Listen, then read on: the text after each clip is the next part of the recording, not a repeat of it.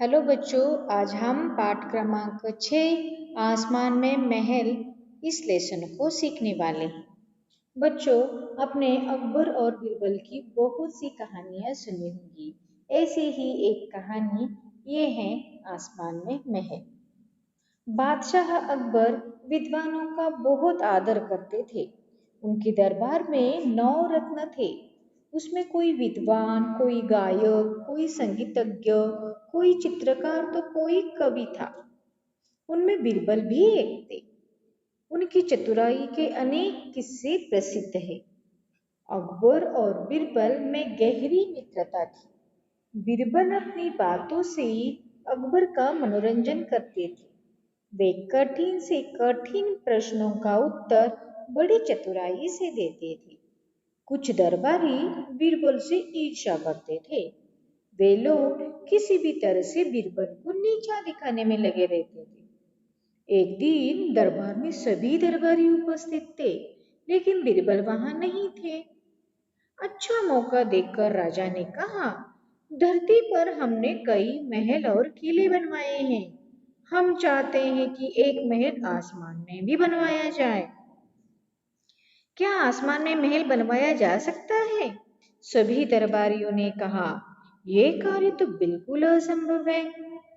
अकबर ने कहा, आप लोग सोचकर कोई उपाय निकालिए। सभी लोग चुप रहे। बीरबल से ईर्ष्या रखने वाला एक दरबारी बोला, हुजूर, एक बीरबल ही है जो आसमान में महल बनवा सकता है। उसी समय बीरबल दरबार में आ पहुंचे।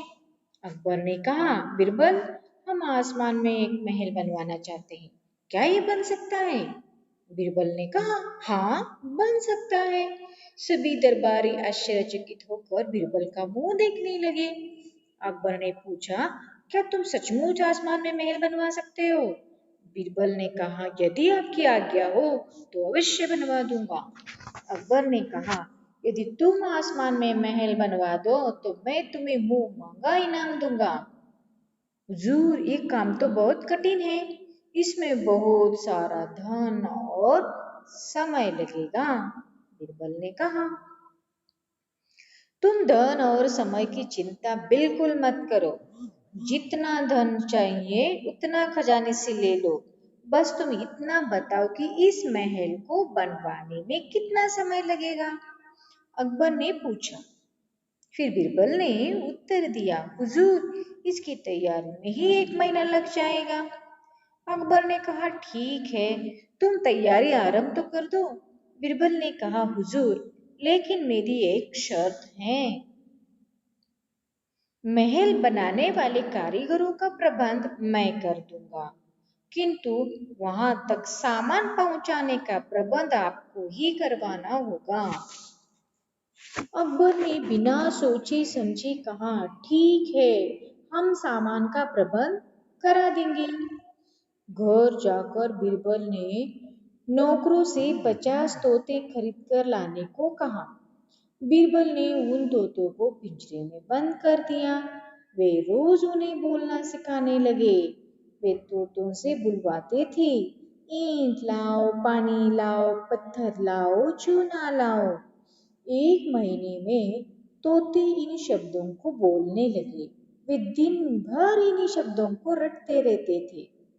1 महीने बाद बीरबल दरबार में पहुंचे। अकबर ने पूछा, बीरबल, तुम्हारे आसमान में महल बनवाने की तैयारी कैसी चल रही है? बीरबल ने कहा, हुजूर, कारीगर तैयार है। वे कल आसमान में पहुंच जाएंगे, काम शुरू कर देंगे। किसी को इस बात पर बिल्कुल विश्वास नहीं हुआ। दूसरे दिन बीरबल ने 50 मजदूर बुलाए। प्रत्येक को एक एक पिंजरा दे दिया। फिर दरबार के चारों ओर खड़ा कर दिया। उनसे कहा कि जब मैं सूचना भिजवाऊं तब इन तोतों को पिंजरों से उड़ा देना। बीरबल दरबार में पहुंचे। सभी बेचैनी से उनकी प्रतीक्षा कर रहे थे। बीरबल ने अपने नौकर से कहा, जाओ, कारीगरों से कहो कि आकाश में पहुंचे। नौकर ने बाहर जाकर मजदूरों को संकेत किया। उन्होंने सारे तोतों को पिंजरे से उड़ा दिया। वे महल के ऊपर उड़ने लगे और सीखे सिखाए शब्द बोलने लगे। ईंट लाओ, पानी लाओ, पत्थर लाओ, चूना लाओ। सभी दरबारियों और अकबर ने भी ये शब्द सुने। बीरबल ने कहा, हुजूर, कारीगर तो आसमान में पहुंच गए हैं।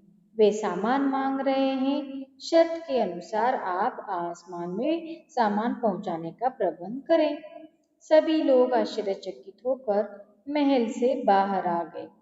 अभी भी ऊपर से वही आवाजें सुनाई दे रही थी। ईंट लाओ, पानी लाओ, पत्थर लाओ, चूना लाओ। कुछ देर तक किसी की समझ में कुछ नहीं आया।